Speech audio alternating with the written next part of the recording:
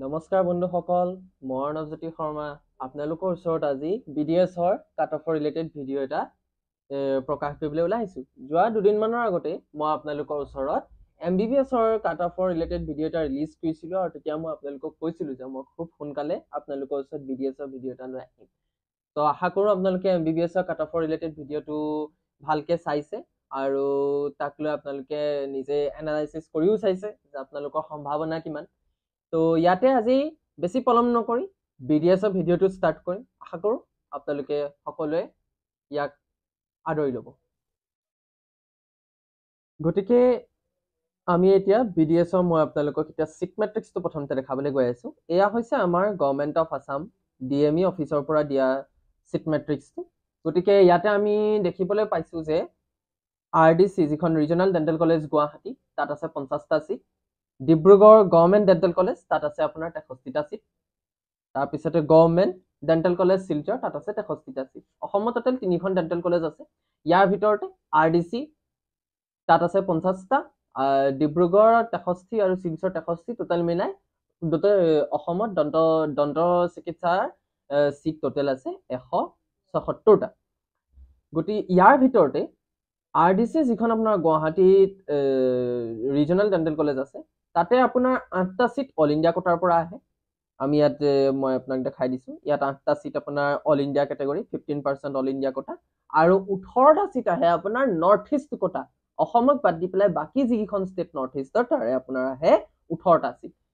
এই all India quota যিটো 15%, সেইটো অকল ৰিজনেল ডেণ্টেল কলেজৰ কাৰণেহে এপ্লিকেবল হয়। শিলচৰ আৰু ডিব্ৰুগড় ডেণ্টেল কলেজত এতিয়ালৈকে 15% অল ইণ্ডিয়া কোটা কাউন্সিলিঙত আপোনালোকে বহিবলৈ নাপায়, কাৰণ এইটো অল ইণ্ডিয়া MCCত ইয়াৰ ৰেজিষ্ট্ৰেশ্যন নাই। ইয়াৰ পিছত আমি এতিয়া আপোনালোকক ক'বলৈ গৈছোঁ ষ্টেট কোটাৰ কেইটা বাকী থাকিব। ইয়াতে 8টা চিট আপোনাৰ অল ইণ্ডিয়া আৰু 18টা চিট নৰ্থ ইষ্ট ষ্টেট কোটাত যোৱাৰ পিছত আপোনালোকৰ কাৰণে বাকী থাকিব ৰিজনেল ডেণ্টেল কলেজ গুৱাহাটীত 24টা চিট। এই 24টা চিটৰে আনৰিজাৰ্ভডৰ কাৰণে আছে 11টা চিট, আৰু আপোনাৰ SC কেটেগৰীৰ কাৰণে আছে 2টা চিট।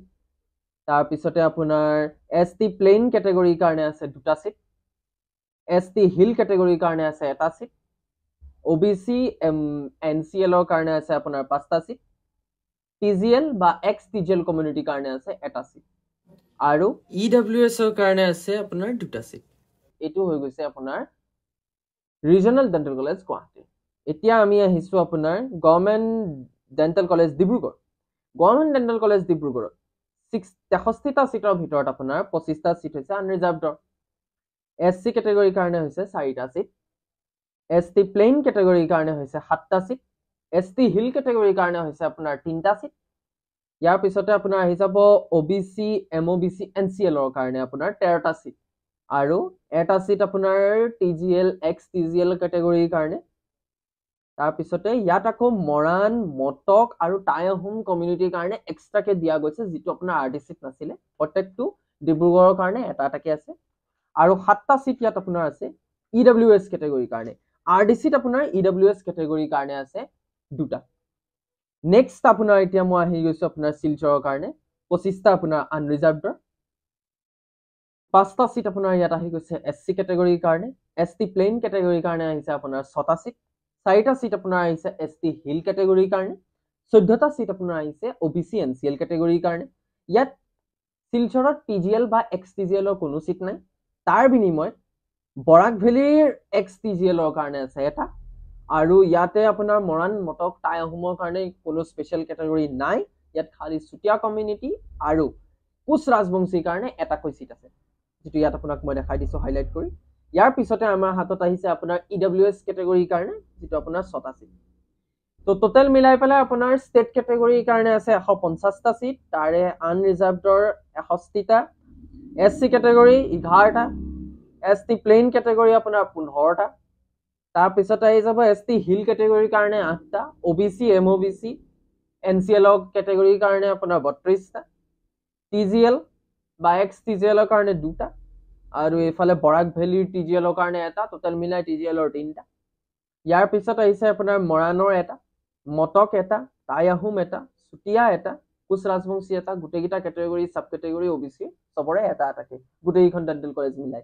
আৰু EWS কেটেগৰী আপোনাৰ আছে টোটেল 15টা আৰু এইফালে যদি আপুনি চাবলৈ যাওঁ স্পেচিয়েল কেটেগৰী যেটো আপোনাৰ আছে এক্স আৰ্মড পাৰ্সনেল তাৰে আপোনাৰ এক্স সাৰ্ভিসমেনত আছে এটাকৈ সিট গুটেইখন ডেন্টাল কলেজতে টোটেল 3টা সিট আৰু PWD বা পাৰ্সন উইথ বেঞ্চমাৰ্ক ডিসেবিলিটিৰ কাৰণে এটাকে সিট আছে RDC আৰু 3টাকে সিট আছে ডিব্ৰুগড় আৰু শিলচৰ টোটেল 7টা সিট তো এইটো আপোনাক মই ইয়াত ভালকে দেখাই দিব খুজিছো টোটেল 176টা অল ইন্ডিয়া কোটা এইটো আপুনি DME তাক পাই যাব আপুনি ভালকে তো ইয়াৰ বেসিছত মই এতিয়া আপোনালোকৰ ওচৰত BDS ৰ probable cut off কিমান যাব পাৰে এইটো বছৰৰ কাৰণে তাৰ বিষয়ত এটা আলোচনা কৰিবলৈ যাম যোৱা বছৰ আনৰিজাৰ্ভ কেটেগৰীৰ কাৰণে 931 নম্বৰ ৰেংকত আছিল 532 মাৰ্ক EWS ৰ 951 নম্বৰ ৰেংকত আছিল 530 মাৰ্ক এটো মই আপোনাৰ কাউন্সেলিংৰ কথা কৈ আছো 2023 ৰ 3 নম্বৰ ৰাউণ্ডত মই ইয়াত আপোনাৰ 4 নম্বৰ ৰাউণ্ড হৈছিল যোৱাবাৰ কিন্তু মই আপোনাৰ হেতু বিষয়ে এতিয়া আপোনালোকক নকও কাৰণ যদিহে আপোনাৰ সিট থাকে থাৰ্ড ৰাউণ্ডৰ পিছত তেতিয়াহে ফোৰ্থ কাউন্সেলিং টু DME অৰ্গানাইজ কৰে নহলে ফোৰ্থ ৰাউণ্ড নহয় হবও পাৰে এবাৰ যদি আপোনাৰ সিট বাকি থাকে নহলে থাৰ্ড ৰাউণ্ড গটিকে স্টুডেন্ট যিখিনি আপোনাৰ এই ৰেংকৰ আগত আছে সেখিনিয়ে নিজকে সেফ বুলি ধৰি লব পাৰে ইয়াৰ পিছৰখিনিয়ে পাবও পাৰে আমি হোপ কৰিম মই আশা কৰিছো তেওঁলোকে পক কিন্তু এটো ডিপেন্ড কৰিব সিট থকা নথকা ওপৰত ইয়াৰ পিছত মই আহি গৈছো আপোনাৰ OBC NCL কেটেগৰী যেটো আপোনাৰ থাৰ্ড ৰাউণ্ডত আছিল 418 মাৰ্কছত 2959 ইয়াৰ ৰেংক আছিল নেক্সট আমি আহি গৈছো SC category 432 ST plain category 365 ST hill category 300 তো তাৰ ভিত্তিত 2024ত এই সেম ৰেংকত আমি যদি এবাৰ দেখা পাও